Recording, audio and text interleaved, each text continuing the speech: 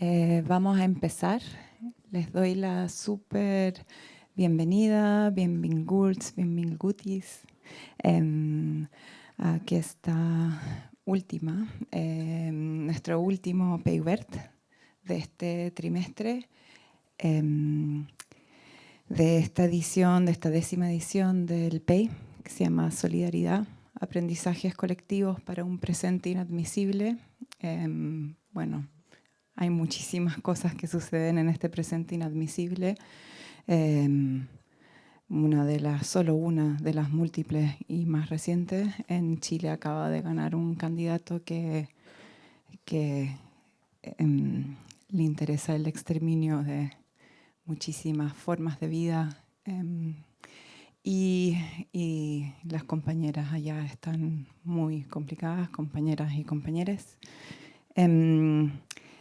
Y por eso estoy muy, muy agradecida y de este dar sol que hacen Dani y Abigail de estar aquí.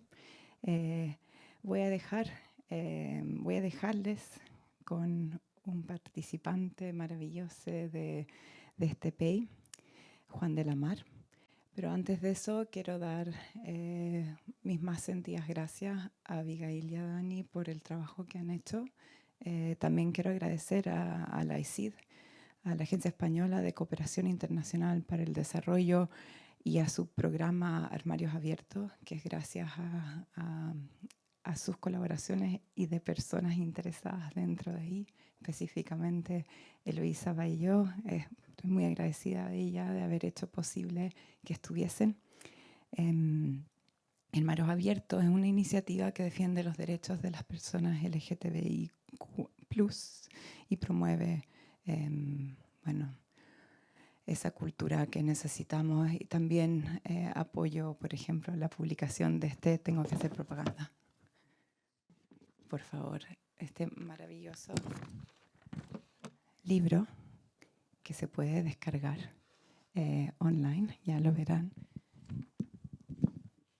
Y bueno, sin más, porque las protagonistas son las que están aquí, las dejo con Juan de la Mar y les pido un aplauso desde ya para ellas.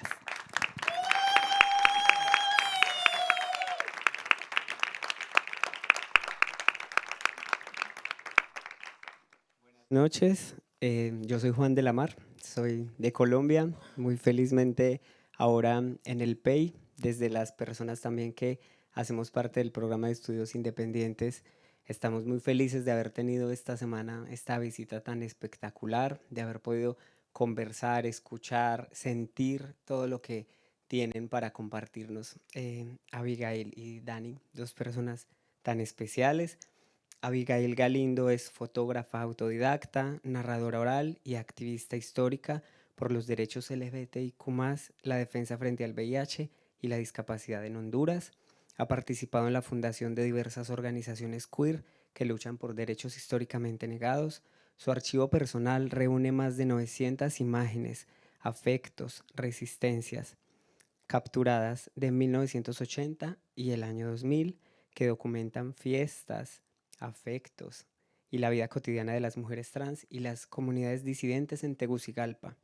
Este acervo constituye uno de los núcleos fundacionales del archivo queer y la pieza central de la exposición Narrativas Queer del 2023. Sus saberes encarnados y militantes enriquecen tanto el activismo comunitario como el debate académico desde el sur global. Un aplauso para Abigail.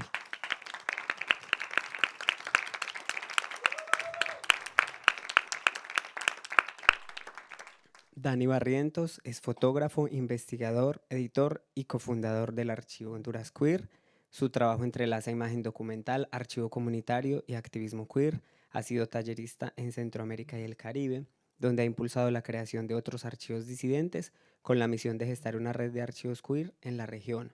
También ha desarrollado procesos pedagógicos con juventudes LGBTIQ+, y ediciones colaborativas, y fue curador de la muestra Narrativas Queer del 2023 y del ejemplar Archivo Honduras Queer del 2025. Su enfoque articula lo metodológico, lo sensible y lo político, posicionando el archivo como espacio de resistencia y producción de conocimiento situado desde el sur global. Un aplauso para Dani.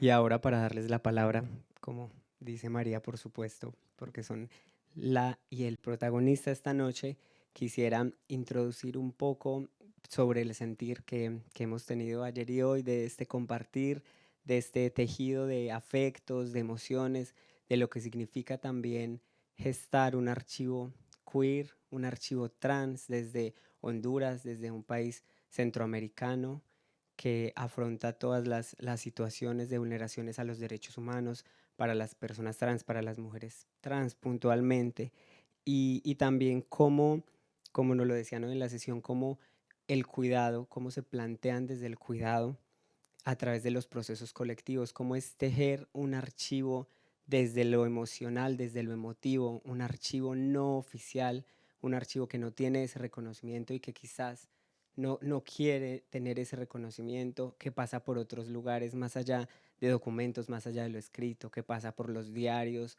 por los recuerdos, por los afectos, por el amor, y también cómo esto, como nos han dicho ustedes, también permite restituir la dignidad y también permite ser como un punto de fuga para pensar otros futuros. Entonces, les doy la palabra, les agradezco por compartirnos y por estar en este espacio con nosotras, nosotres y nosotros.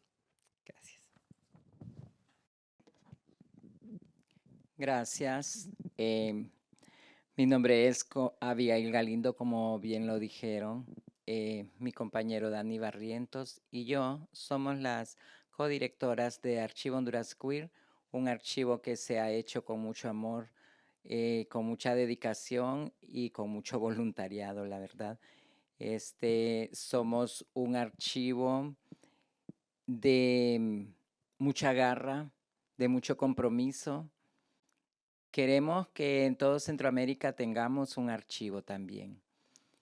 Y mi amiga Daniela Núñez, que está acá presente, es la que tuvo la voluntad de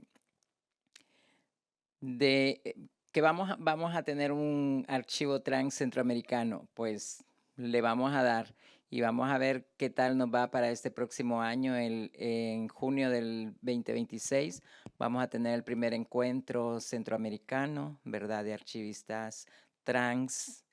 Y pues ahí van a estar como que pendientes, espero estén pendientes de todas las noticias que vamos a tener.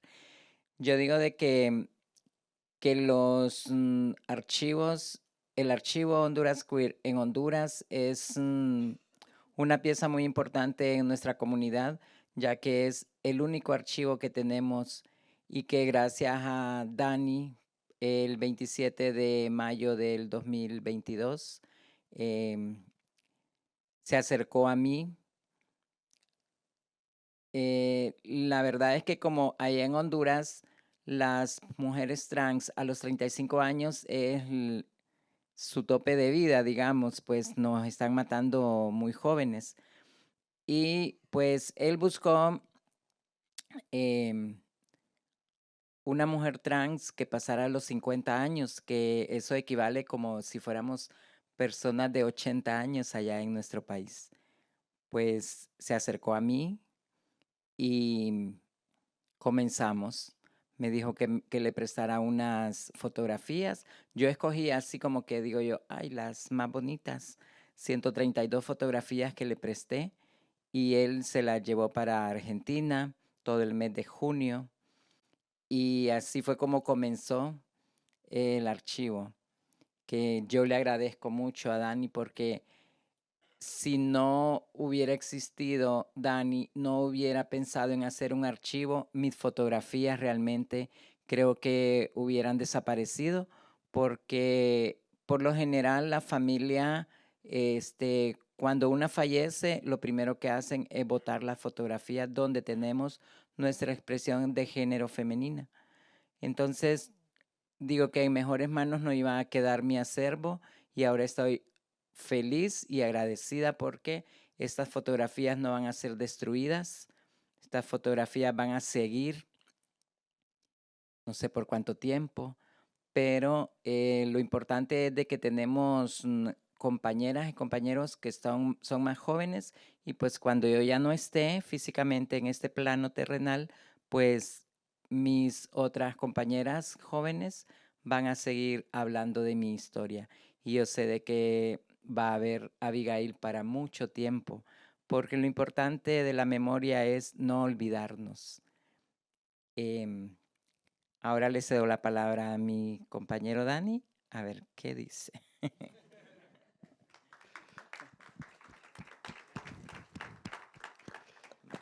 Buenas noches. Yo creo que el archivo no existiría sin Abigail, no sin mí. Sin Abigail y toda una camada.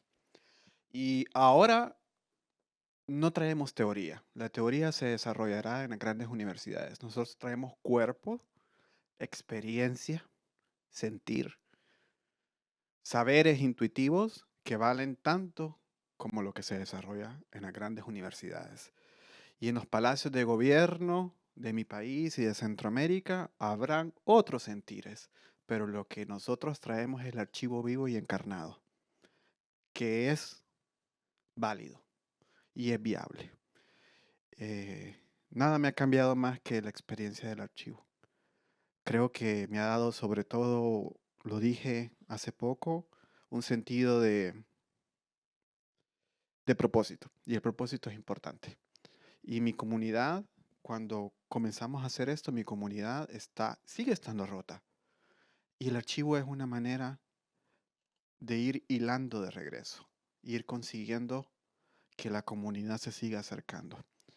Y lo que van a saber hoy es conocimiento que ha estado sepultado y que no se creó para ustedes, pero hoy lo vamos a compartir. Se creó para nosotros. Pero hay algo muy universal en lo que vamos a conocer hoy y espero que eso les mueva. Así que ahora Abigail nos va a contar una historia que es fantástica y una historia que no se ha contado nunca, de hecho. Nunca, esta historia nunca la contamos, en Honduras no se ha podido contar.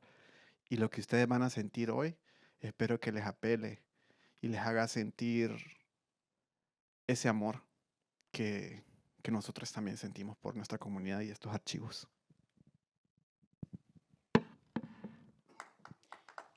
La primera fotografía, póngala, la antes.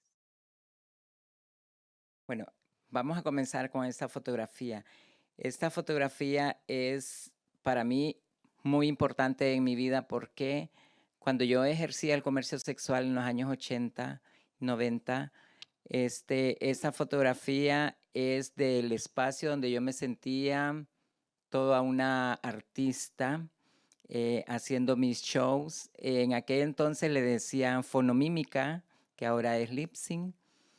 Y yo ahí hacía música de Thalía, me presentaban, yo me imaginaba de que estaba como que en Las Vegas, estaba en un suburbio de Tegucigalpa, sí, en un lugar que no era muy seguro, pero más sin embargo yo siempre he sido una mujer muy guerrera, muy aguerrida, muy echada para adelante. El miedo lo dejaba en la gaveta, porque eso es lo que una mujer trans en Honduras debe dejar el miedo en la gaveta. No puede salir con miedos a la calle porque entonces fracasamos, nos matan. Tenemos que hacernos sentir como que somos las más fuertes. Y para ese entonces sí, me acuerdo de que los hombres nos respetaban y nos respetaban porque éramos fuertonas, no porque nos dejábamos. Yo le decía a mis compañeras jóvenes, yo las aconsejaba, yo les decía, cuando ustedes salgan a la calle tienen que andar armadas y tienen que aprender a defenderse. No pueden andar con las uñas en la calle. Si ustedes sacan un puñal, tienen que ensartarlo. No lo van a enseñar nada más porque la persona a la que ustedes le van a sacar el puñal y miran dónde lo vuelven a guardar, en una vuelta le van a quitar ese puñal y ellas sí se lo van a enterrar. Entonces, en ese espacio era un espacio muy peligroso, mas sin embargo yo ahí estaba. Y a mí me respetaban. Me acuerdo de que la primera vez que yo hice la presentación, había muchos hombres borrachos y uno de ellos se acercó a quererme tocar. Yo era trabajadora sexual, pero en ese momento no estaba trabajando de eso. En ese momento yo era una cantante, tenían que respetarme. Y recuerdo de que le dije a la dueña, o sea, yo paré, dejé de hacer el show, le dije al DJ que bajara la música y le dije a la dueña, si esta gente me va a querer venir a tocar a mí, yo ya no voy a seguir acá. Y como cuando yo hacía el show era cuando más se llenaba el lugar y había mucha gente y todo, y se vendía bastante, entonces la señora me puso a un hombre, un guardaespaldas, para que cuando yo saliera al escenario, él estuviera ahí pendiente de que nadie se me acercara, porque no estaba trabajando de otra cosa más que ser yo un artista. En ese momento no era Abigail, en ese momento era Thalía, en ese momento era Shakira, en ese momento era Paulina Rubio, que eran los shows que a mí me gustaban hacer de las artistas. Y recuerdo de que a mí cuando yo le dije a la dueña de que iba a trabajar ahí con ellos, no trabajar, ¿verdad? Porque para mí eso era como una diversión. Me dijo de que me iba a pagar un poquito más que a las mujeres heterosexuales, pero no me pareció porque digo yo, eso que me estaba ofreciendo ella, en 2 horas lo hago en la calle. Entonces no me pareció, entonces yo le dije, bueno, vamos a hacer un trato, me va a dar barra libre, yo no le voy a cobrar efectivo, me va a dar barra libre y para mí y para mis amigas. Entonces todas las compañeras llegaban a ponerse bien borrachas de gratis, a comer lo que quisieran, pedían cigarros. Yo pedí barra libre de todo, desde comida, bebida, lo que vendieran ahí. Entonces yo les decía a las chicas, vayan a pedir lo que quieran. Y nosotras pedíamos y pedíamos. Una cosa que yo tenía era, cuando yo hacía show, nunca hice un show ebria, nunca estuve borracha, siempre estuve sobria. Y ya después, cuando ya terminaba el show, pues entonces sí, ahí ya empezaba a tomar con mis amigas. Y eso les encantaba a ellas, obviamente. No iban a gastar, iban a disfrutar. Y ellas sí estaban trabajando en ese momento en las calles. Y yo cuando salía de aquí, pues a descansar al hotel hasta el día siguiente. Esa fue una de las experiencias de mi vida que me marcó, porque después de eso, pues me contrataban en las discos gay, discos de la comunidad, me contrataban y me pagaban. Ahí sí me pagaban muy bien. Y personificaba otras artistas. Eso les puedo contar de esa fotografía. Y esa fotografía es una fotografía que me la tomé en casa de una de mis parejas. Siempre en la misma colonia donde yo vivo, en Tegucigalpa, como 2 cuadras arriba donde yo vivía y tenía mi pareja. Y ahí yo me sentía súper bien porque como me trataban en mi casa, no me trataban ahí. Ahí me trataban de, bueno, pues digamos la abuela de Jorge. Jorge se llama el joven. La abuela de Jorge, la mamá, la hermana, todas me trataban como una hija más, como una nieta, como una hermana. Incluso Jorge tiene un hermano trans, se llama Christopher. Y Christopher siempre andaba detrás de mí tocándome las piernas. Ay, mi cuñadita, que está bien buena, que no sé qué. Vaya vos, le decía, respetar, que ahí está tu hermano. Y casualmente él fue el que me tomó esa fotografía. Yo siempre, en cualquier lugar donde fuera, siempre hacía mis shows. Entonces ahí le estaba haciendo un show a la familia. en el patio de la casa, enfrente.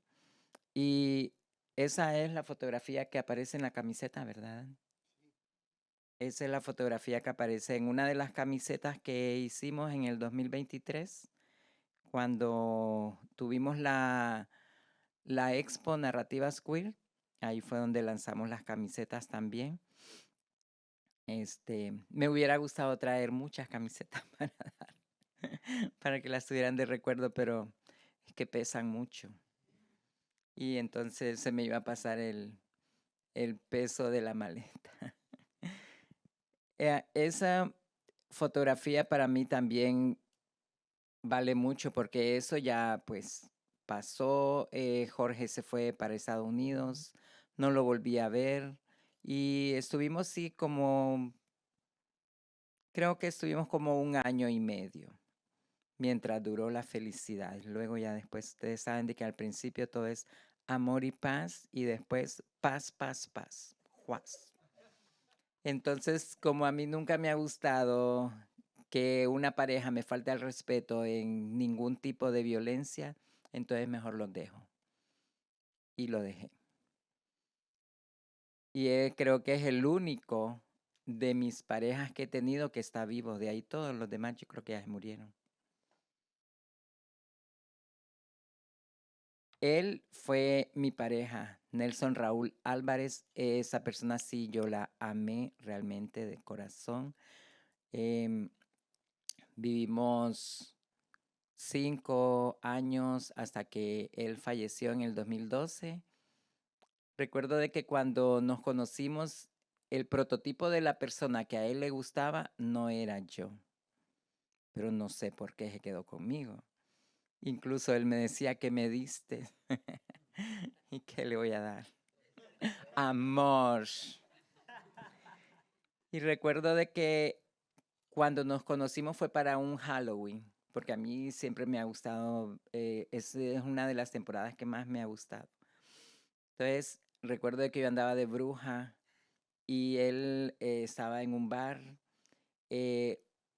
Un amigo gay me lo presentó, dijo que eran pareja.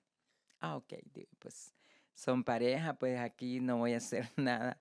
Para aquel entonces estaban empezando a salir los teléfonos, los celulares, y yo tenía uno, pero mi amigo Dennis no tenía y Nelson sí tenía. Entonces Nelson me dijo, ¿te puedo mandar mensajes para Dennis por tu teléfono? Ok, está bien, Leo, no hay problema. Y así fue como comenzó todo. Para que andan de pasado, ¿verdad? Pues entonces él le mandaba mensajes a Dennis por mi teléfono, pero luego hubo un momento en el cual él dijo, me mandó un mensaje a mí, dirigido a mí, y me dijo, yo ya no ando con Dennis, ahora quiero andar con vos. Ay, de veras. Sí. Vamos a ver, le digo. Entonces, ese mismo día me invitó a salir. Y como la vida de nosotras tiene que ser rápida, ¿verdad? No hay que estar calentando mucho al hombre. Hay que darle el primer momento que uno lo conoce. Pues fue una relación muy rápida. Hubo de todo ese día, pasó de todo lo que tenía que pasar. Él me dijo de que él era bisexual. Yo antes pensaba, yo decía, ay no, los bisexuales que no, no se deciden si quieren hombre o quieren mujer. Y yo decía de que yo jamás en la vida voy a estar con un bisexual. Nunca. Y cuando él me dijo que era bisexual, cambié de parecer. Digo yo, ay no, me he dado con la piedra en los dientes, pero no importa. Y recuerdo de que él me dijo, fíjate Abigail, me dice que yo a vos ya te había visto, me dice. Yo a él nunca lo había visto. Ay, de veras, sí. Yo te miraba y yo decía, que me cae mal esa persona. Ay, se cree la muy, muy. Es que soy la muy, muy, le decía.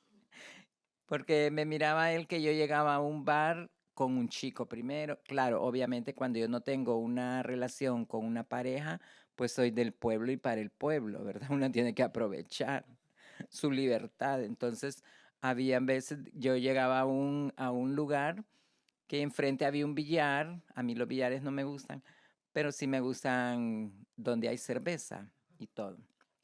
Pues yo llegaba a ese lugar y él me observaba. Yo nunca lo había visto.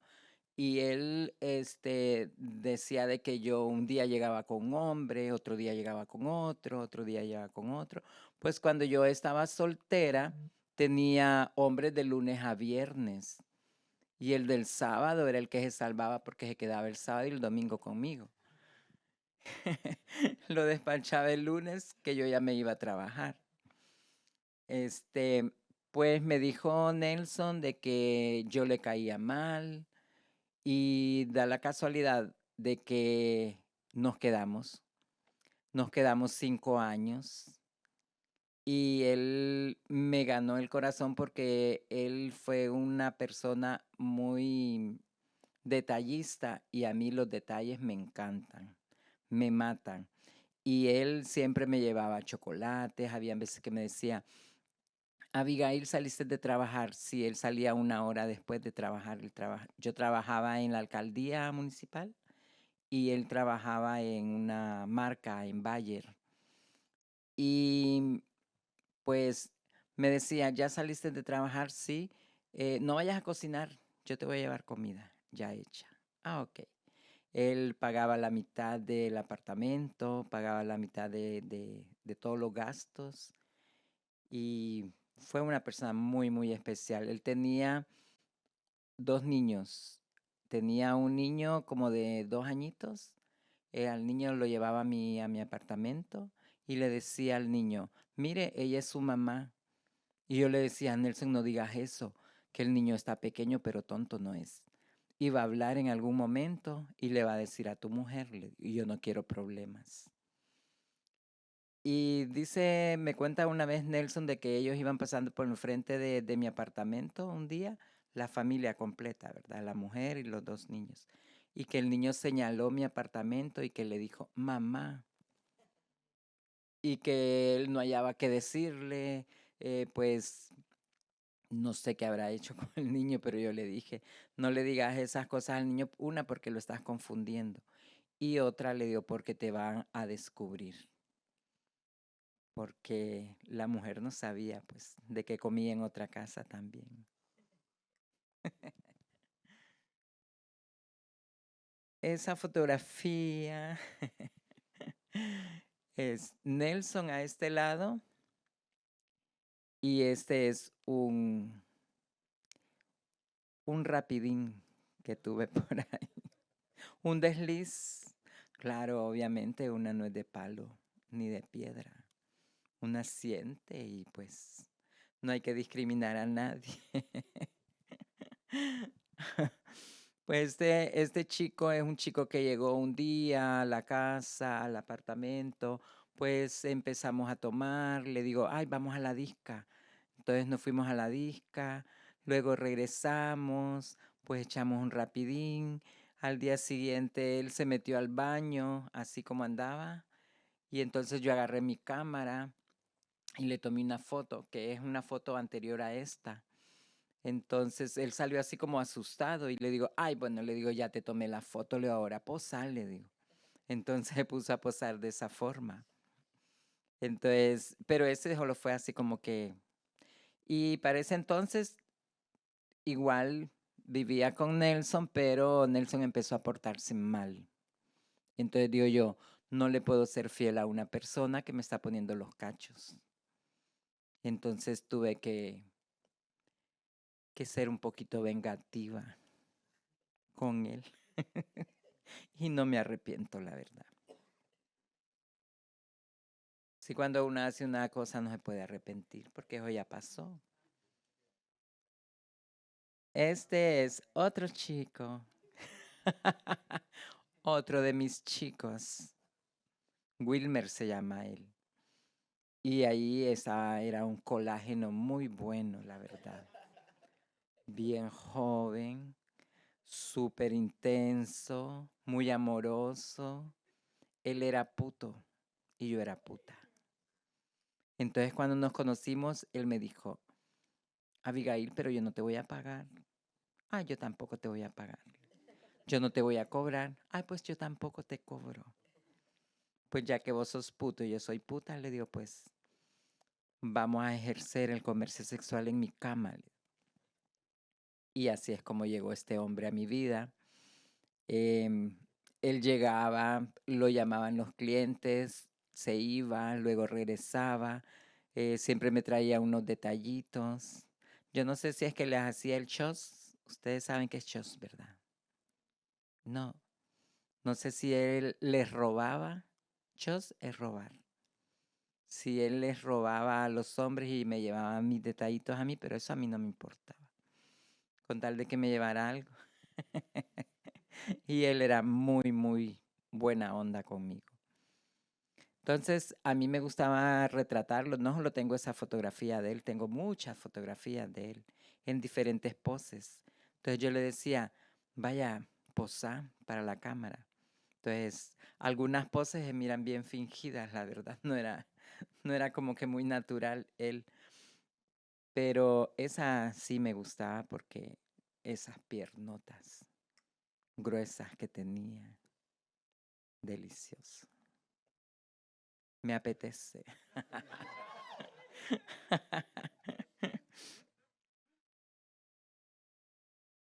¿Y eso qué les parece? Ese era otro. De ese chico tengo muchas fotografías de su rostro, de su core power, pero de su pedazo no tenía. Y digo yo, es así como es esto de grande, digo, no. Tiene que quedar en una fotografía, tiene que quedar para la historia. Y le dije, Denny, vení, quiero tomarte una foto en el pedazo. Entonces ya vino él y bueno, pose, le decía yo. Y me salió muy bonita la foto. Aparte de que es un pene muy bueno, bonito, grande, delicioso. Y les voy a decir de que estas fotografías en mi país no las he mostrado, no las hemos mostrado de esta forma. Son fotografías inéditas que les estoy regalando a ustedes en esta ocasión. Pues Dani me hizo el favor de, de hacer esta presentación porque por lo general cuando hablo de mis amigas que han sido asesinadas, siempre lloro y me desgasto horriblemente. Yo creo que por eso fue que me enfermé estos días, pero ahora ya estoy bien. Y muchas gracias por la atención, por poner atención. Gracias por sus risas. Gracias por todo y por su presencia. Me encantan. Gracias.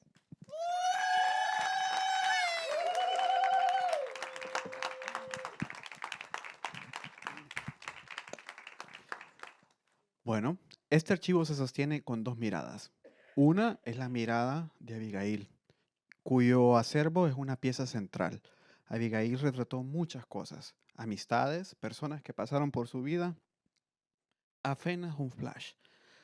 Hay compañeras que solo tenemos una foto de Abigail, que es el testimonio de que pasaron por esta tierra, porque fueron asesinadas prontamente.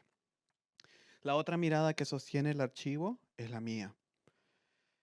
Y venimos de prácticas totalmente distintas. Abigail viene de una práctica de cuidado y acompañamiento. Yo vengo de una práctica que se basa en la autoexperiencia y en la necesidad de encontrar una familia. Voy a comenzar enseñando rápidamente estas imágenes y a mí me gusta retratar la Honduras de hoy. Honduras tiene, Tegucigalpa en específico, que es la ciudad donde venimos, tiene muy pocos espacios queer. Y estos espacios son transfóbicos, la mayoría. Este es uno de los pocos lugares que las personas trans pueden entrar y ser libres. Hemos desarrollado muy buenas relaciones como archivo e individualmente con miembros de la comunidad. Y una de las cosas que hago en mi práctica individual es retratar la noche. me llaman mucho para hacer cosas que tengan que ver con la vida nocturna de la comunidad. Hemos ido a un par de festejos juntos y ha sido hermoso.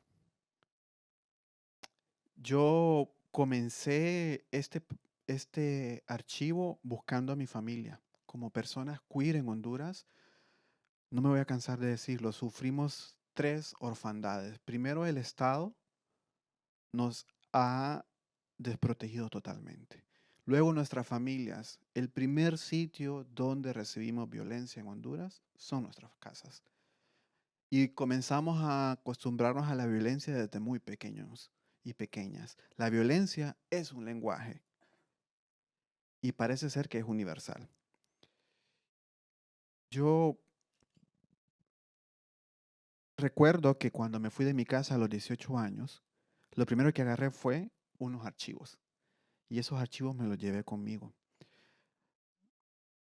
La experiencia en casa siempre fue una experiencia dura porque como todas las personas de Honduras, o muchas personas de la comunidad queer, he sufrido múltiples violencias económicas, psicológicas, física, sexual. Y yo mismo quería depositar dónde podría reposar mi historia si el Estado había negado todas estas experiencias que yo he vivido y que son en común con todas las personas. ¿A dónde podemos depositar estas historias que no se pierdan? El Estado hondureño no le importa la memoria en general. Se nutre del hecho de que no exista la memoria. Por eso es que estas violencias terminan siendo cíclicas y llegamos a los mismos episodios una y otra vez, incansablemente. Y un archivo es un espacio donde entran todo este montón de experiencias. Si no solo las experiencias encarnadas son importantes, también guardamos mucho de lo que tiene que ver con la transmisión oral. Creo que una de las personas que más ha influenciado mi vida en los últimos años es Javi. Desde que nos conocimos ha sido un sinfín de aventuras. ¿Quién iba a decir que vamos a parar acá? No nos cansamos de decirlo, ¿va? Lo hemos platicado un montón estos días cuando nos conocimos. Y el afecto es parte del archivo. El afecto es el hilo conductor. Cuando nuestras familias nos abandonan, la tercera pérdida que vivimos es de los lazos y nexos familiares, de las amistades. Porque nuestras amistades mueren o migran. Yo ya he visto morir a personas enfrente de mí, ya me han disparado, ya me han asaltado 1 millón de veces, ya mataron amigos, eh, personas de la comunidad mueren casi todas las semanas, muere alguien, hay subregistro, tampoco lo tenemos muy claro de cuántas personas han muerto. Pero hay algo en la fuerza de juntarme con Abigail, que es mi madre, en esta batalla. Y ha sido maravilloso también encontrar a nuestras madres juntas también, porque hemos encontrado otra familia que es más antigua que Abigail. Corazón, Alma Violeta, Sigfrilda Chantal, que son nombres que se perdieron en el tiempo. Y, y este archivo nos permite situarnos y nos permite el goce de nuestros derechos culturales y posicionarnos y resistir un borramiento que es estatal, conveniente, no solo para el Estado, sino también para el sistema, porque esto es un sistema que borra, invisibiliza. En mi práctica personal, una cosa que he querido hacer es dialogar con las imágenes que se guardan en el archivo y que se depositan en el archivo. Y esta imagen viene de un reporte de prensa.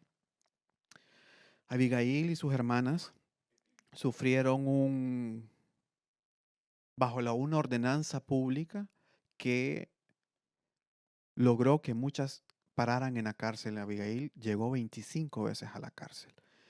Y las personas que estuvieron en el PEI pudieron leer los reportes de prensa de la época donde el ayuntamiento en Tegucigalpa penalizaba las vidas trans y travestis.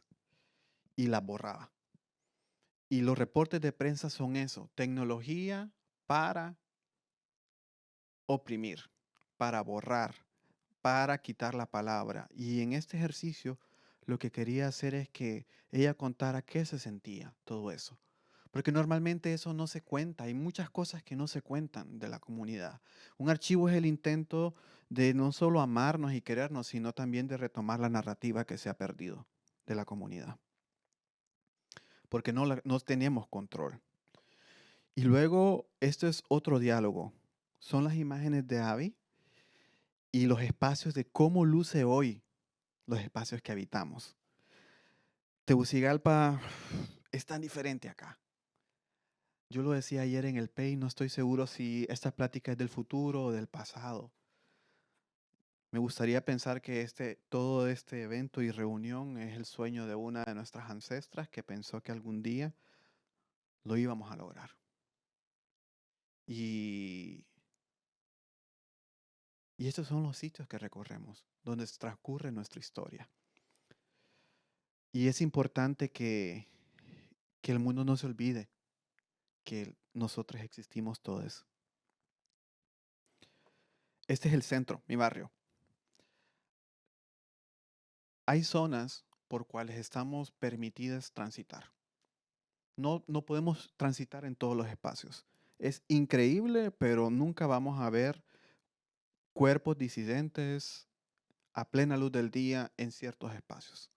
Los museos son transfóbicos, los museos son sitios de expulsión. No existen los lugares para los cuerpos como los que nosotros tenemos. Y nuestras historias se han ido perdiendo con el tiempo.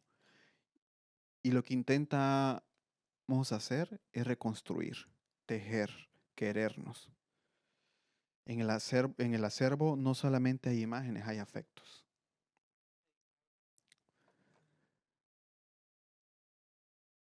Esta es una página de mi diario. Espero que estos archivos se conserven. Estos diarios tienen muchísima información, justo las mismas historias que la licenciada nos acaba de contar. Historias de amantes, historias de olvido, historias de miedo. Y espero que también mi memoria llegue a depositarse totalmente en el archivo. Y que otras personas que trabajen en el archivo, otras voluntarias como la generación más joven, algún día pueda tomar la batuta y pueda sustituirnos cuando llegue el momento, porque necesitamos sangre nueva también para hacer el ejercicio de la memoria. Y bueno, quería yo que cuente, amiga, un poco de estos álbumes, los álbumes de corazón. Esas fotografías fueron recuperadas. Bueno, la compañera Corazón pues murió a causa del COVID en el 2021, por ahí. Yo a ella la conocí cuando yo tenía 16 años, incluso tengo una fotografía a esa edad con ella, porque ella era una persona que hacía fiestas en lugares, ella alquilaba así como restaurantes chinos. Y ahí ella decoraba todo y celebraba como que el Día de la Madre, el Día del Amor y de la Amistad. Hacía certámenes de belleza también, pasarelas. Ella era estilista, tenía una sala de belleza. Estos álbumes, ustedes los ven, están súper malos.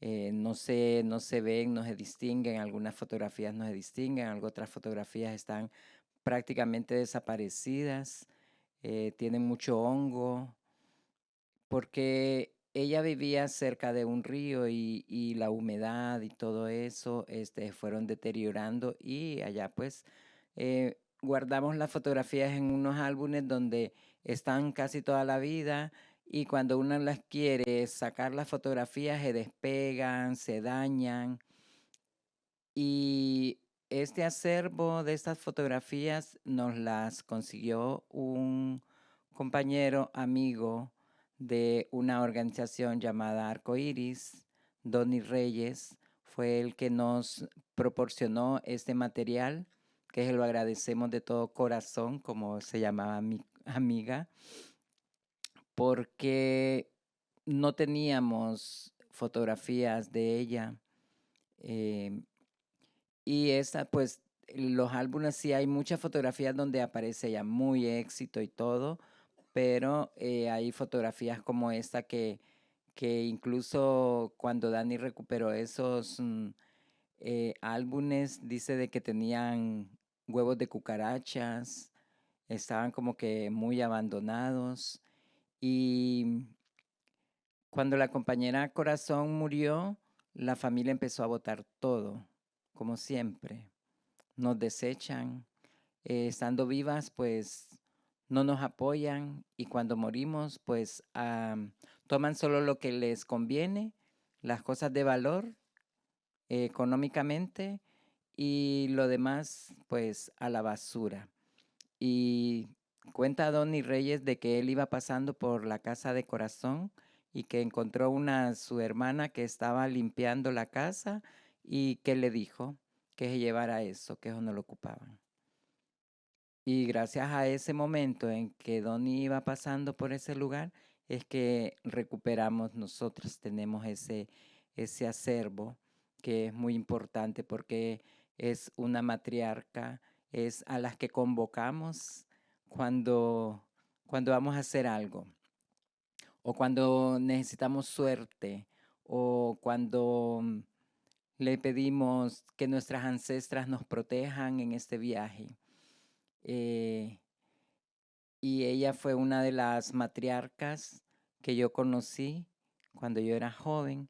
Ella ya era una señora y su muerte para mí fue muy dolorosa porque cada vida que ya no está de las compañeras trans a nivel mundial yo las lloro, pero cuando son personas que yo las he conocido y que han compartido conmigo, aún más.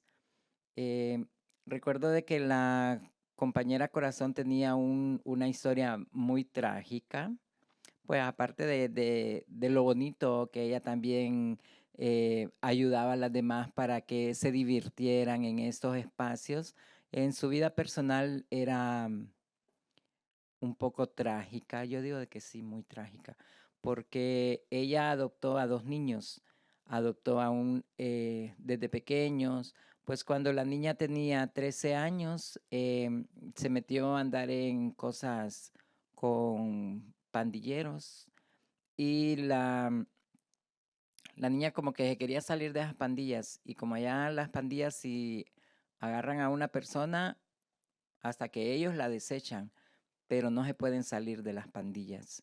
Entonces la niña como que quiso salirse de las pandillas y se desapareció.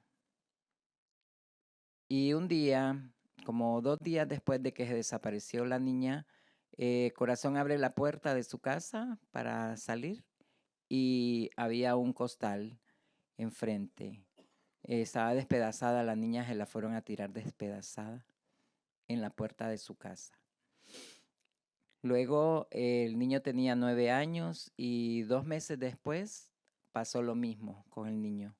Se lo asesinaron, se lo despedazaron y se lo fueron a poner la cabeza, se la pusieron en la mera puerta de la casa. Entonces la compañera Corazón como que ella sentía como que el ser una mujer trans, Dios la estaba castigando, y decidió retirarse, decidió deshacerse de su expresión de género femenina y optó a usar su expresión de género masculina.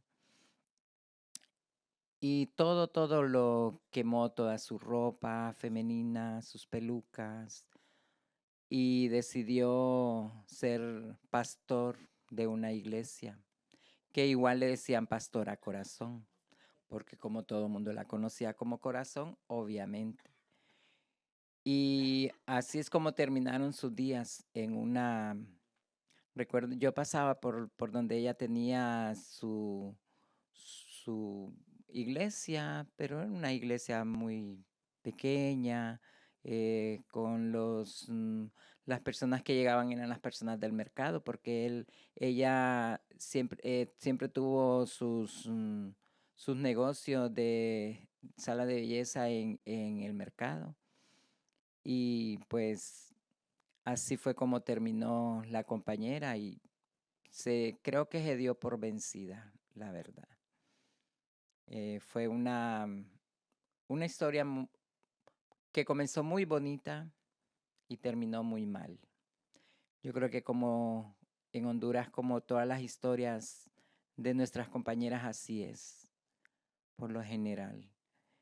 Recuerdo de que en Arcoíris precisamente hemos velado muchas compañeras, porque cuando las madres tiran a sus hijas a la calle por tener su expresión de género femenina, por ser unas mujeres trans, ellas lo primero que buscan es el comercio sexual y tan peligroso que está ahora en este tiempo, está súper más peligroso. Y recuerdo de que todas esas chicas, quien las ha sepultado ha sido Arcoíris, porque las familias ni siquiera las van a reclamar sus cuerpos, se olvidan de ellas completamente. Y es muy triste porque son personas bien jóvenes las que están siendo asesinadas en Honduras. Y bueno, no quiero llorar, así es que mejor cambiamos de tema.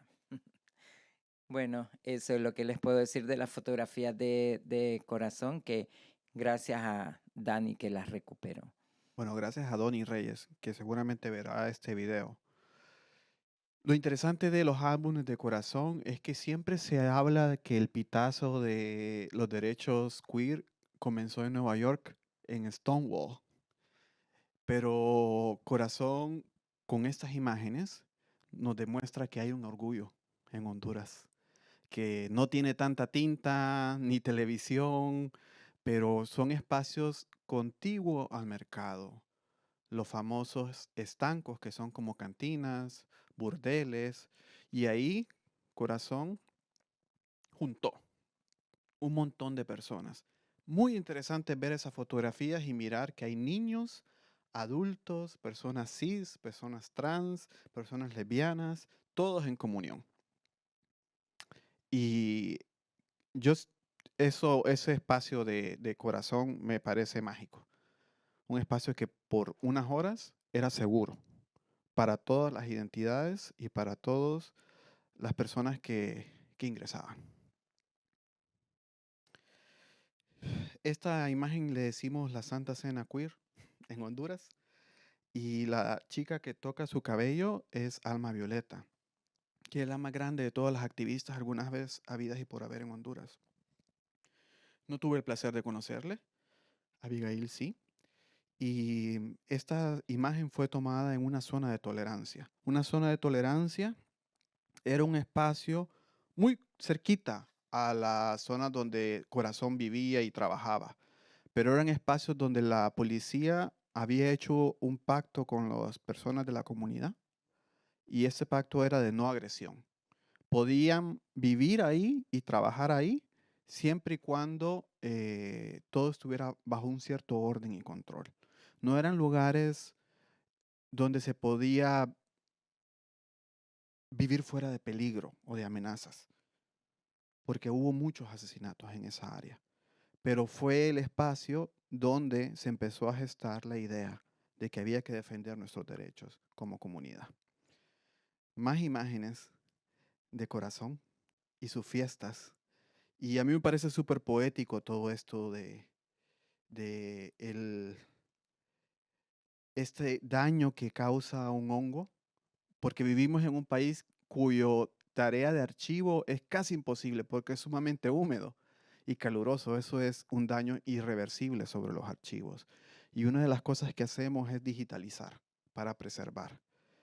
Pero siempre nos va a quedar la duda de qué es lo que había en todas estas imágenes que nunca pudimos no se pudieron rescatar a tiempo. Y bueno, ella es Sigfrida Chantal y acabamos de venir de Olancho, que es un espacio donde fuimos, un territorio que queda 4 horas de Tegucigalpa, y fuimos con Avi y Javier a hacer una investigación sobre la vida de esta persona. La única persona intersexual que tenemos cuya historia está dentro del archivo.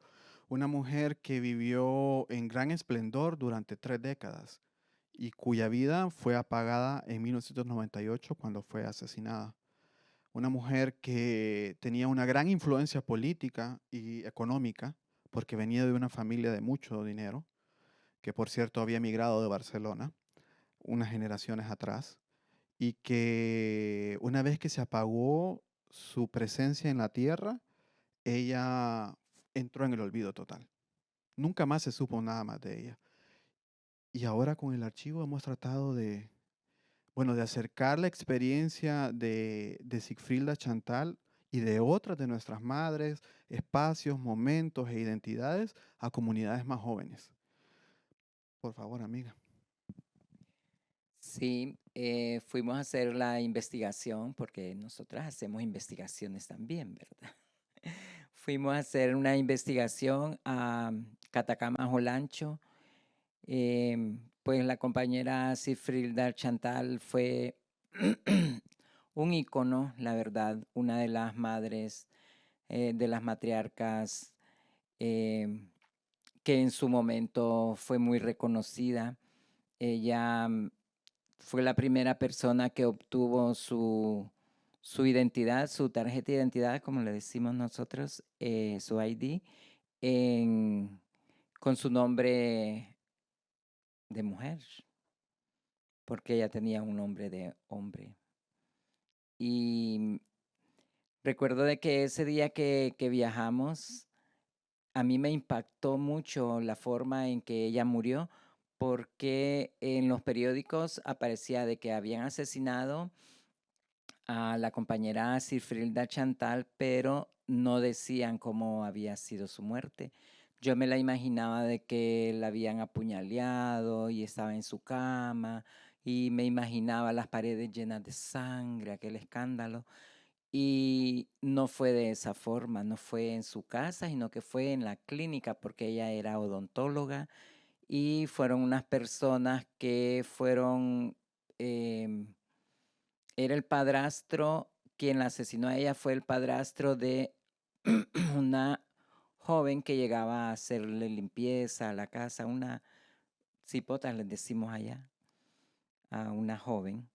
Y ella, pues Sigfrida había mandado a esa chica a sacar $5,000 en aquel entonces del banco, y la chica le dijo al padrastro de que ella tenía dinero y todo, y entonces hicieron un plan y entraron como si eran clientes. Entró él con otro cómplice. Primero entró el cómplice y se hizo pasar por cliente. Cuando ella lo llevaba a la silla odontológica a hacerle la revisión, el otro hombre entró y traía un tubo escondido en la parte de atrás, y con el tubo le dio un golpe muy fuerte en su cabeza por la parte de atrás. Y ella, como era una mujer aguerrida, luchó por su vida. Se dice de lo que nos contó la hermana de ella, porque la entrevistamos, que ella quiso sacar un tubo donde están las toallas, que ella era muy fuerte, pero no pudo, porque en lo que ella estaba forcejeando para sacar ese tubo, vino el hombre y le metió un punzón aquí en el cuello, y ahí murió. Y luego el hombre sacó del bolso de Sigfrida, sacó una pistola, porque ella andaba armada siempre, y buscó a la trabajadora doméstica que tenía, la alcanzó y le pegó un tiro en la cabeza. O sea, de que fueron 2 asesinatos los que cometió ese hombre en ese momento. Y para mí fue muy impresionante en la forma, yo me quedé traumada Esa noche no pude dormir, al día siguiente ya nos veníamos, pero ya nos íbamos para Tegucigalpa, pero em, tanto fue mi impresión que yo hasta soñé que yo era ella y me puse en el lugar de ella y fue muy fuerte el golpe que ella recibió. Yo lo sentí en ese momento.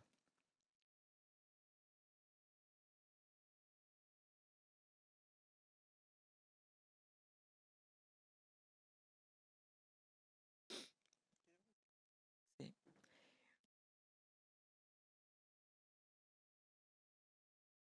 Siempre me pasa lo mismo porque son vidas muy importantes que han sido deshechas por el odio que nos tienen, por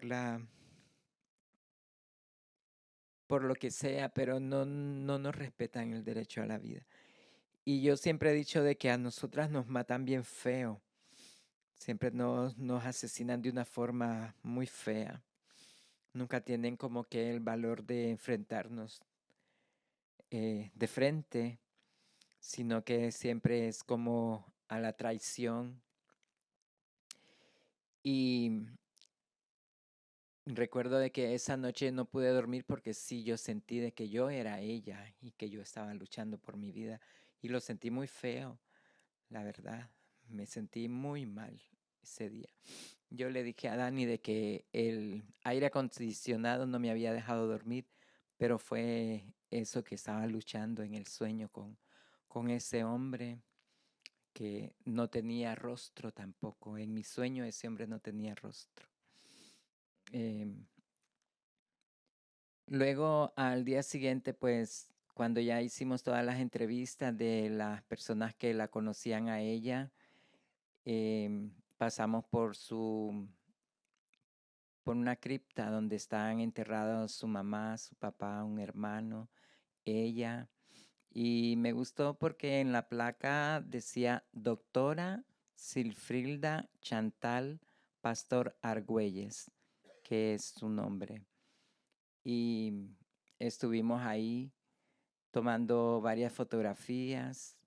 Tengo una fotografía de una cámara instantánea que Dani llevó y esta la guardo con mucho cariño. En la imagen aparezco con Javier Juárez, que es uno de los compañeros del archivo. Y, y es lo que yo digo de que la muerte de nosotras es muy, muy trágica. En Honduras nos matan con un odio, como que no existe nadie más. Yo en toda mi vida, pues sí, también he sufrido muchos atentados de muerte. Acá tengo una herida que me la hizo un hombre que me buscó la yugular para matarme y yo me moví rápido, si no, si yo me hubiera quedado en la misma pose como estaba, no estuviera acá contando el cuento. Pero retomando con la compañera Silfrilda, ahora la admiro más que antes, porque ahora yo sé muy bien de que ella luchó por su vida. Eso. Sigfrida fue la única persona que pudo derrotar al Estado hondureño para el reconocimiento de su identidad. Y el caso nos parece que es un precedente jurídico que podría ser utilizado, pero esperamos que en el futuro eso logre ocurrir. Y bueno, con esta última imagen queremos decir cerrar y abrir a ustedes, pero decir que la labor que se hace en el archivo, sin el apoyo del Estado, sin el apoyo de la empresa privada, es dificilísimo, porque hay una maquinaria que trabaja para borrar.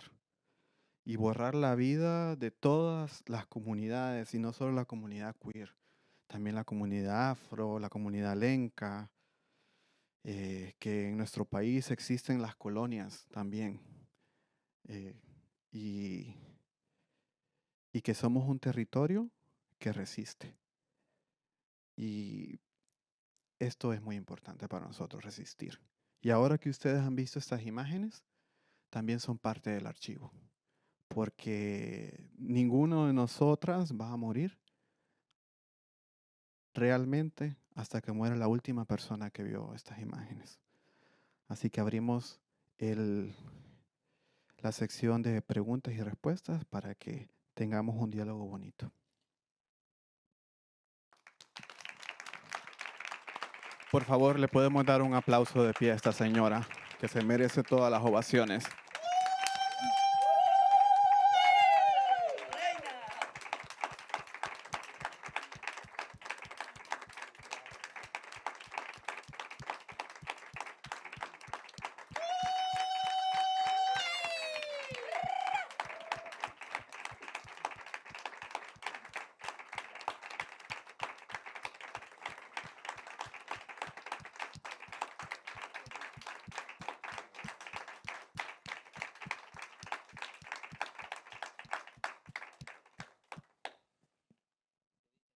Muchas gracias. Casi lloro otra vez.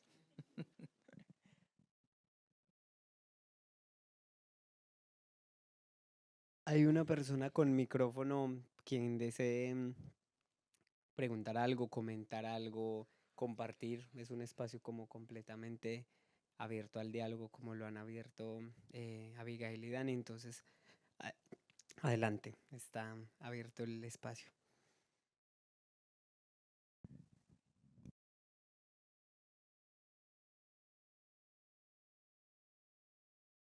No puede ser una pregunta, también puede ser una sensación o un sentimiento. No tenemos que preguntar.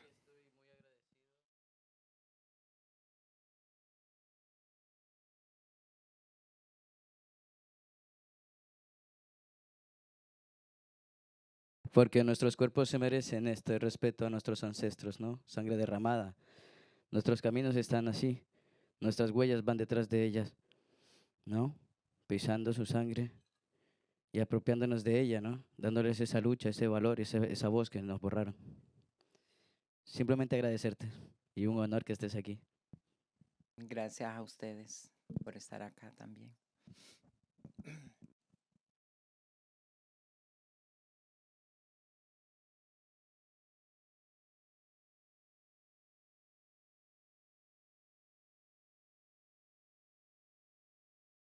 Más que una pregunta, es un poco una reflexión colectiva, quizás desde el punto de vista de la disidencia. Pienso un poco en el contexto que nos comentan de todo esto espacio hondureño y por supuesto toda la fuerza de resistencia que han tenido durante generaciones y generaciones y que la lucha no está terminada y yo creo que nunca lo va a estar. Pero yo hoy día, mi cuerpo y mi alma viven aquí en Barcelona, pero nací específicamente en Chile, por lo tanto vengo también de un país latinoamericano que de cierta manera sí ha logrado avanzar en ciertos espacios de cuidado. Voy a poner unas comillas bastante grandes y significativas, pero sí hemos logrado avanzar en ciertos espacios de derecho y también en la potenciación de ciertos espacios como los que tienen ustedes de poder mantener memoria, etcétera, etcétera. Hay buenos ejemplos y bonitos relatos también, pero la reflexión es un poco también a que hoy día las sociedades escriben con la mano y borran con el codo, tanto nuestras historias como la historia en general, pero particularmente nuestras historias. Y les planteo a ustedes, los compis del archivo, porque lo que antes era historia y se mantenía en el tiempo, historias dolorosas, las cuidábamos muchísimo, pero hoy día muchas veces tanto medios de comunicación, políticas de ultraderecha, etcétera, etcétera, lo que están buscando en estricto rigor también es que historias de corto plazo, de corto aliento, las empecemos a borrar y momentos importantes, disidentes, los empecemos a borrar y empiezan a crear realidades comunidades que no existen. ¿Cómo luchamos hoy día con el nuevo formato? Este formato que es más digital, como muy bien lo dijiste tú, pero que de repente se deforma en el camino. Y el ejemplo claro, por ejemplo, es que hoy en mi país, recién el domingo, salió un presidente de ultraderecha que va y atenta y ha hablado de manera pública que nosotros no deberíamos existir.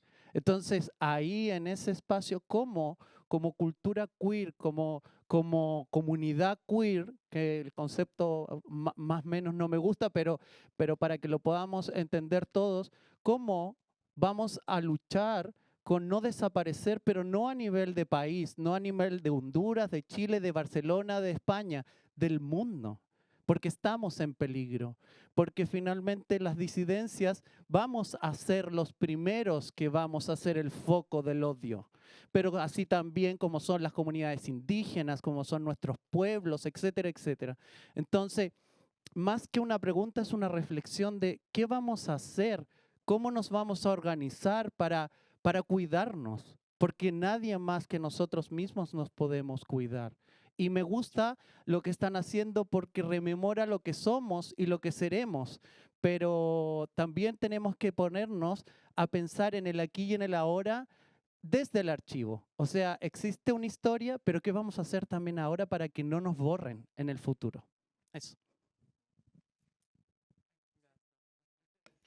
Bueno, yo creo que se aproxima la guerra y el conflicto siempre ha estado en nuestros territorios y ese tipo de ejercicios sirven para que uno se sitúe. Nada es más difícil que la colectivizar, porque venimos de comunidades que han aprendido también a odiarse, a atomizarse, a apropiarse, a explotarse. Y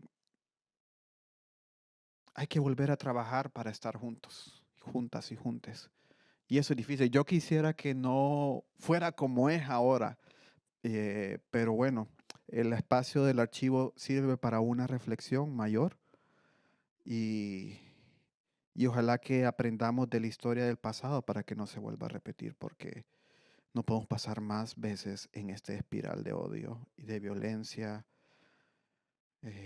Y hay que tomar conciencia, colectivizarnos. Brujería travesti, dicen por acá, y es cierto. Miren, yo le decía a la gente del PEI que no hay nada más hondureño que creer en lo sobrenatural, en espíritus, apariciones, voces que vienen del pasado. Y yo siempre he sentido que hay magia en esto que hacemos. Y las ancestras están ahí y los ancestros están ahí y no se han olvidado de nosotros. Y cuando menos lo esperamos, aparecen. Y ahora los necesitamos, realmente. Porque le hace falta mucho amor a este planeta. Y hay un buen momento para hacerlo, es hoy.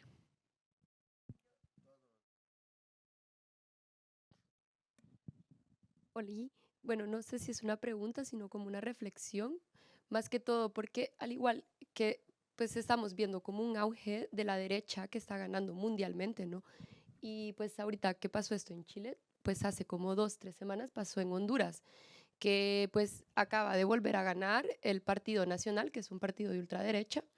Yo como mujer hondureña, lesbiana, que ahora pues reside aquí en Barcelona, pues me pongo a pensar en todas estas narrativas en cómo protegemos a la diversidad en Honduras. Porque nosotros tuvimos un golpe de Estado en el 2009 y pues esto es una reafirmación que cuando ganan las derechas y cuando hay estos golpes de Estado, las primeras personas que mueren son las personas trans y las personas diversas y las personas homosexuales. O sea, son las primeras personas que van a morir en las calles porque también son las primeras personas que salen a protestar, ¿no? Entonces, ahorita que acaba de ganar este auge, pues yo me pongo a pensar en cómo se fortalecen estos espacios, qué se puede hacer. Yo como pues estando desde acá, cómo se puede como las personas que estamos acá, cómo podemos apoyar a las personas que están en Honduras, a las personas trans y a todas esas diversidades, cómo pues puede ser compartiendo o qué colectivos podemos abocarnos, qué pudiéramos hacer para que no se sientan soles, ¿no? Sino que se sientan que están acompañadas en todo momento. Y cómo podemos hacer esto, cómo podemos acompañar desde la distancia. Bueno, yo creo que es un momento totalmente descorazonador el que vive Honduras porque hay una crisis electoral y las elecciones pasaron el 30 de noviembre y no sabemos quién es el presidente. Hay claramente un fraude. Las instituciones no sirven en Honduras, nos violentan y no sé. Hay muchas personas de la disidencia sexual que acaban en Barcelona, en Madrid, en España en general. Apoyémosles. Hay muchas organizaciones que están en Honduras, organizaciones de base que llevan años trabajando con las compañeras, que como usted dijo, son la punta de lanza, el primer cuerpo que desaparece. Apoyémosle, porque esas personas trabajan con las uñas. Todo el mundo trabaja en Honduras con puras ganas. Hagamos difusión. Eso es algo que necesitamos. Dinero. Dinero, se necesita mucho dinero. Se fue la cooperación. Cada vez se cierran más las líneas que alimentan este tipo de proyectos. Y eso es muy peligroso. Así que el dinero, como lo dijo Avi, trabajamos por amor, ¿verdad? Porque dinero no hay. Aquí nadie se está haciendo rico. Y esto es ganas de resistir. Ganas de resistir. Y sobre todo, hagamos conciencia política, educación política, para que no sigamos eligiendo las mismas personas. Al menos en Honduras falta mucha educación en esos términos. Memoria histórica. Y aquí estamos resistiendo por eso, haciendo esta labor con las uñas y el corazón.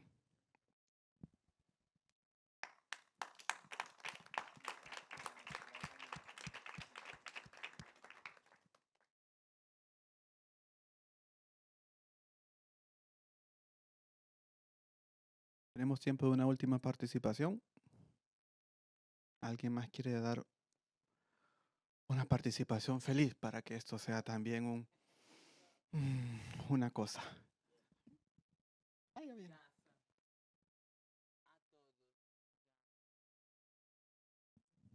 Hola. Gaza a todos. Vivo.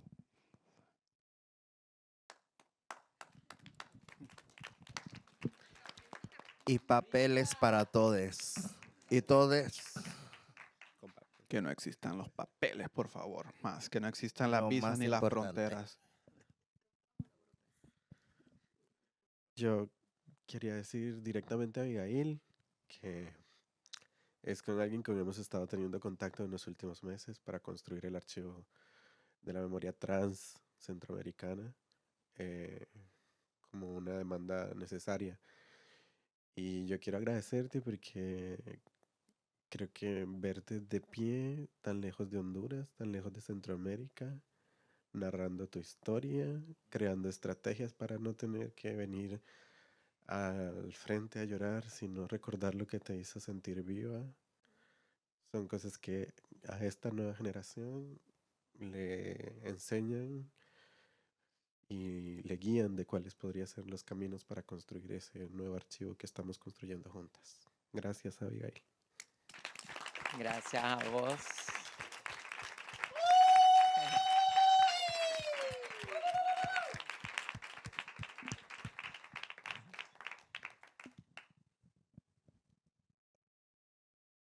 Gracias a vos, Daniela, por haberte inspirado por el Archivo Honduras Queer para llegar a tener una historia, una memoria colectiva en todo Centroamérica, que lamentablemente pues sufrimos lo mismo. Yo tengo amigas de todo Centroamérica y he platicado con ellas y Y es la misma situación en todo Centroamérica, igual. Y qué bueno porque recuperar todo ese tipo de archivos de todas las compañeras es algo muy importante para cada país. Y más si es queer, si es un archivo trans, si es, eso es lo mejor, pues. Yo me siento muy honrada, muy agradecida por estar en este archivo. Como dice Dani, es cierto, lo hacemos con mucho amor, con mucho voluntariado, porque somos un archivo, pero somos un archivo precario. No tenemos un espacio físico donde tener nuestro archivo. Algunas cositas están donde Dani, otras están en mi casa. Y cuando tenemos alguna actividad así en común, como limpieza de fotografías, pues buscamos un lugar que nos prestan, que es el Centro Cultural de España en Tegucigalpa, que también se les agradece bastante porque ellos fueron los que apostaron por nosotros. Y, y Daniela pues ya ha hablado con el director que tenemos ahora en el Centro Cultural de España, Ricardo Ramón, y pues ahí estamos en pláticas a ver de qué forma nos pueden ayudar, ya que el archivo de la memoria trans centroamericano pues está en Pininitos, pero yo sé muy bien de que va a salir un buen proyecto, unos muy buenos archivos. eh, y lo que les pido yo es de que tengamos mucho amor, que trabajemos con amor. Al trabajar con ese sentimiento, vamos a lograr lo que sea. Y yo sé muy bien de que, pues, ahorita que la compañera acaba de decir de que ganó el Partido Nacional en mi país, porque cuando nos venimos todavía no sabíamos quién había ganado, em, pues vamos en retroceso un poco, pero con la garra que nos caracteriza a las mujeres trans, somos unas guerreras a nivel mundial, vamos a salir adelante. De una u otra forma, vamos a seguir adelante porque recordemos de que en todos los países siempre ha habido gobiernos de derecha y no han podido con nosotras. Entonces seguimos vivas y vamos a seguir en la lucha, que es lo más importante.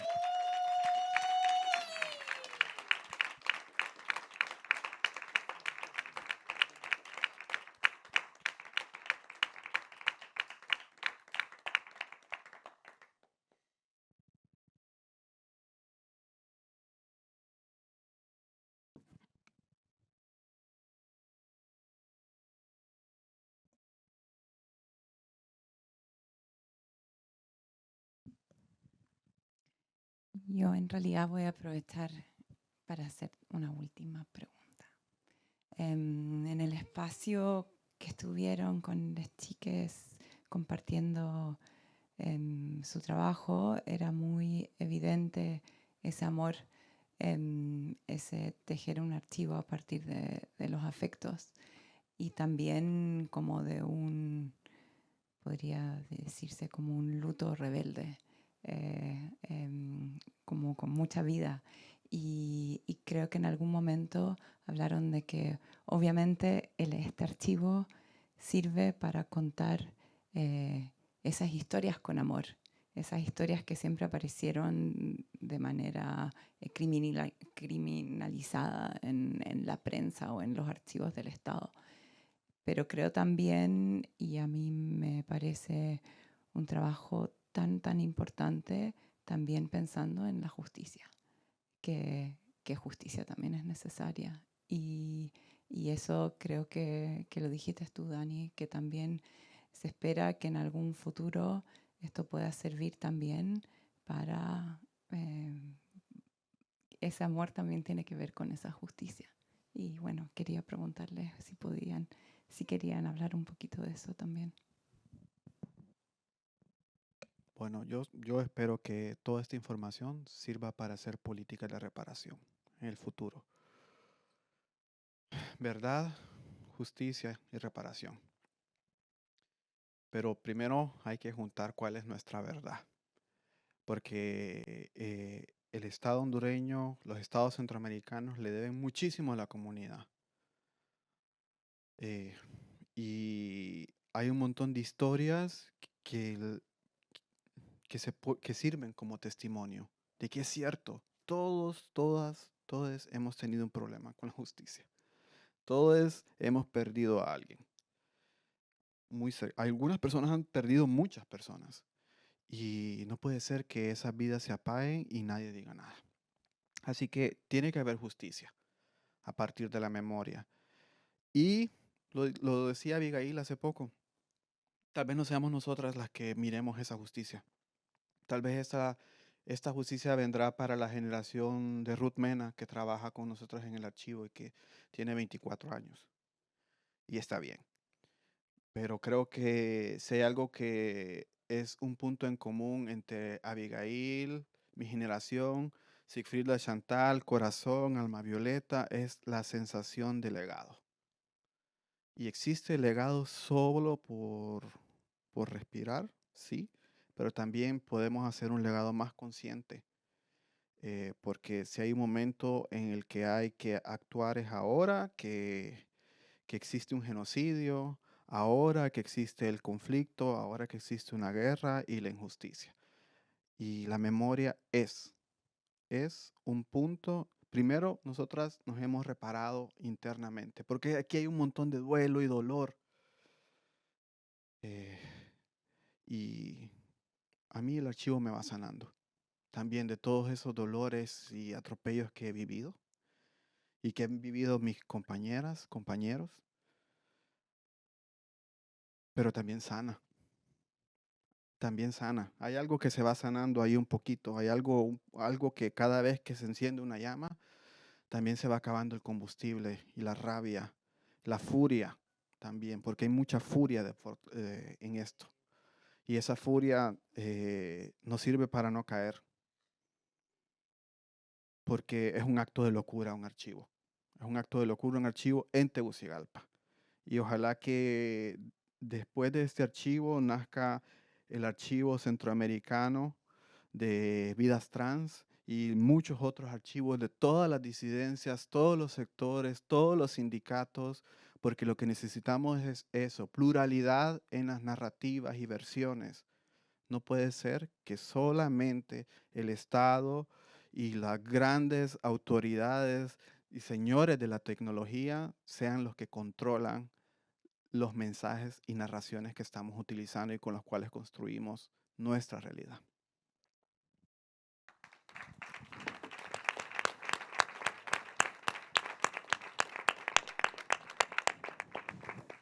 A mí me gustaría terminar con un homenaje a todas las personas, todas las compañeras caídas en todas las luchas a nivel mundial.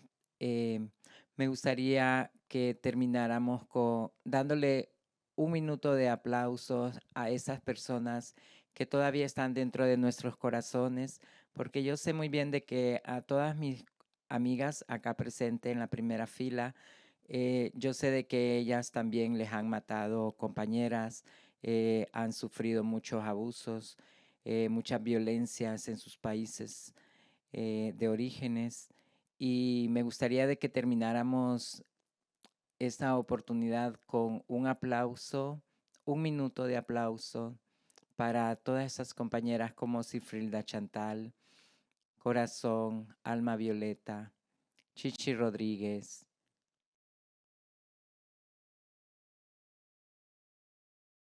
Bessie Ferrera. Bueno, no voy a decirlas todas porque son muchas las que yo conozco. Entonces me gustaría, por favor, que terminemos con un minuto de aplauso para ellas, por favor.